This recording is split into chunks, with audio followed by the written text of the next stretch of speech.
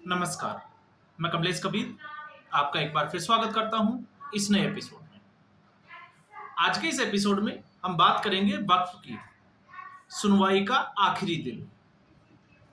आपको पता ही होगा इस वक्त जो है वो जस्टिस बी आर गवई की अध्यक्षता में और जस्टिस जॉर्ज मसी ये सुनवाई कर रहे थे, 3 जजों की ये बेंच।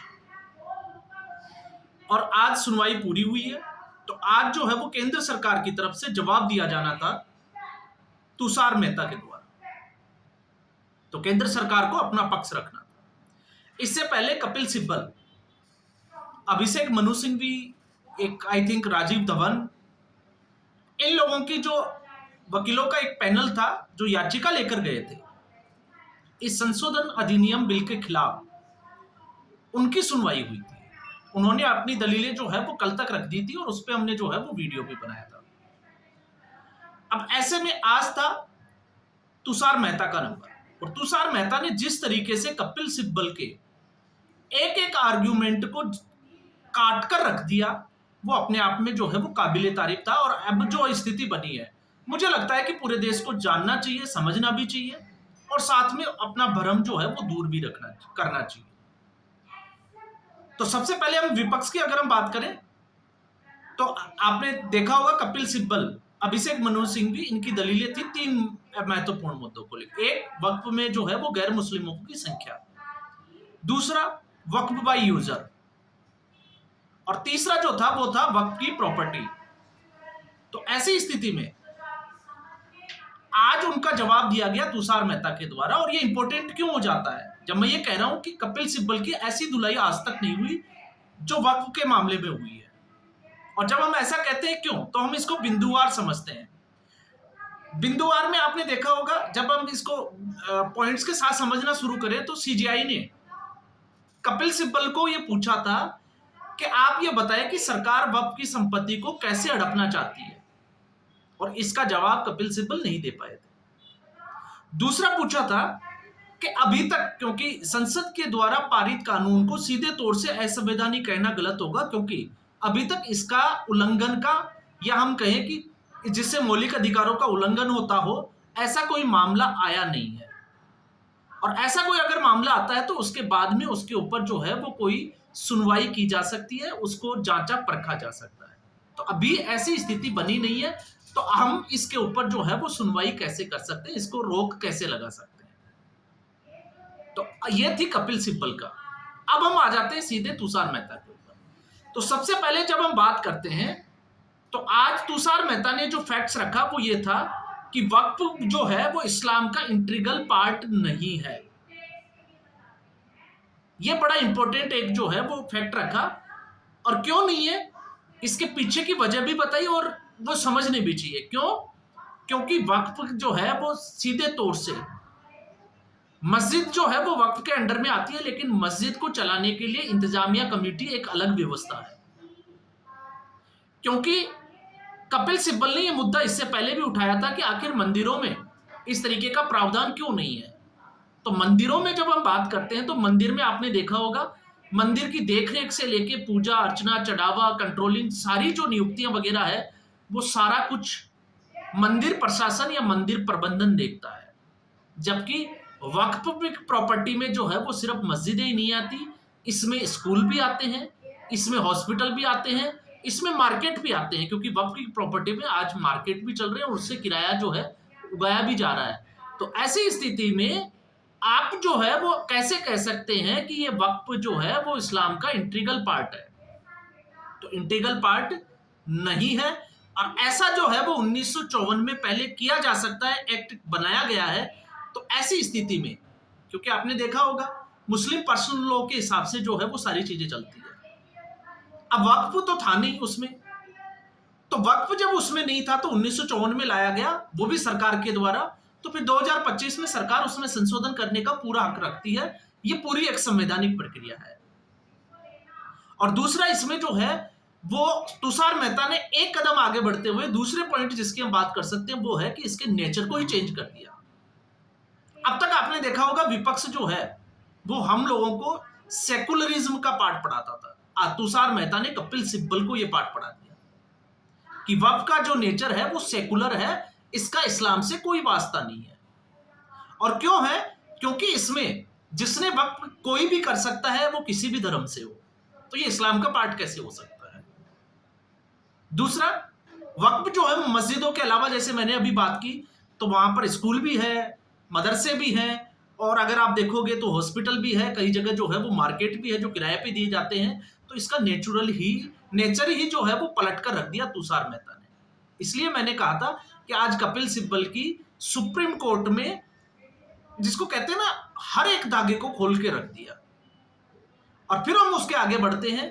तो अगर तीसरी अगर हम बात करते हैं, तो जब ये जो जवाब था, उसका जवाब क्या दिया गया, क्योंकि अब तक जो है वो भ्रम फैलाया गया था कि इसमें जो धीरे धीरे मेजोरिटी में नॉन मुस्लिम होंगे और फिर इसके ऊपर कब्जा हो जाएगा।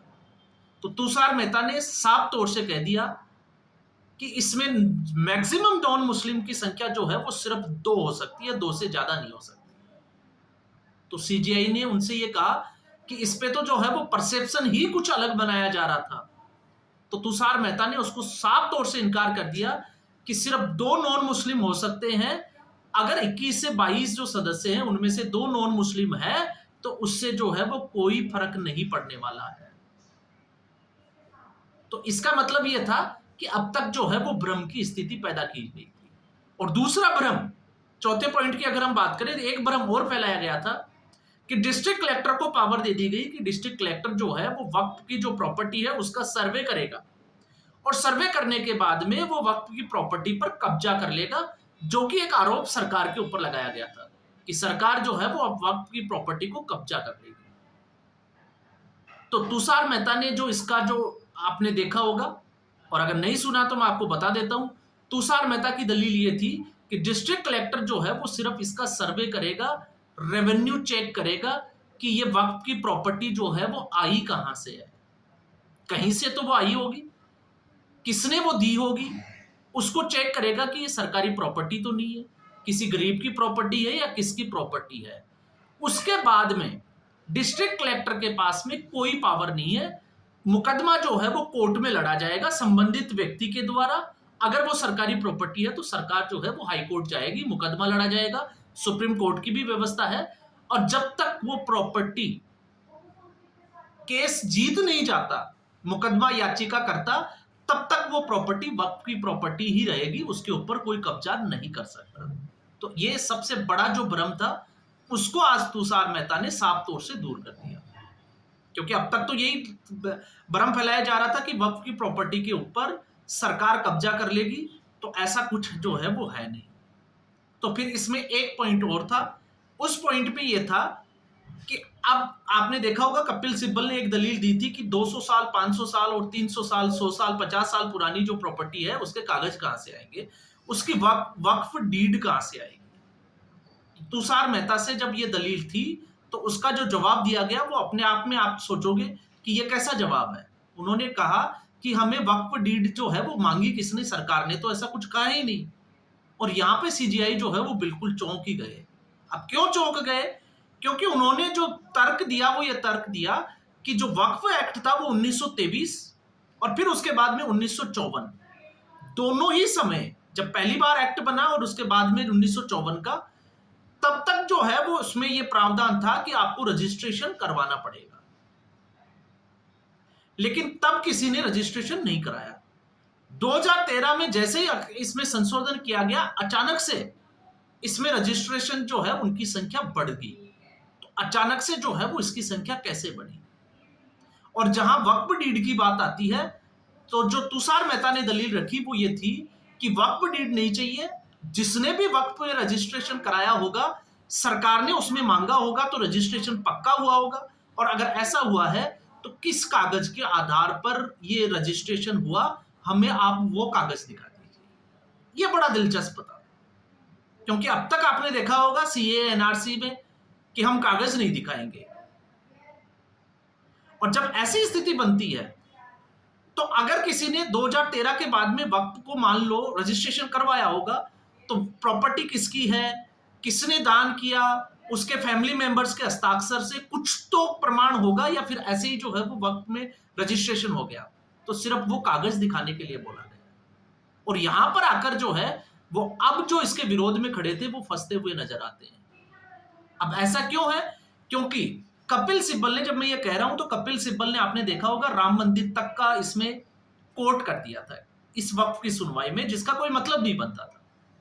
और जब ये बोलते हैं कि वक्फ जो है वो 200 साल 500 साल पुराना है, तो उसका तो जो है वो सीधे तौर पे तुषार मेहता ने बिल्कुल साफ इनकार ही कर दिया कि हम तो वो मांग ही नहीं रहे, हम तो ये कह रहे हैं कि 2013 के बाद से जो रजिस्ट्रेशन हुए हैं उनके कागज कहाँ हैं, किस आधार पे वो रजिस्ट्रेशन किए गए हैं।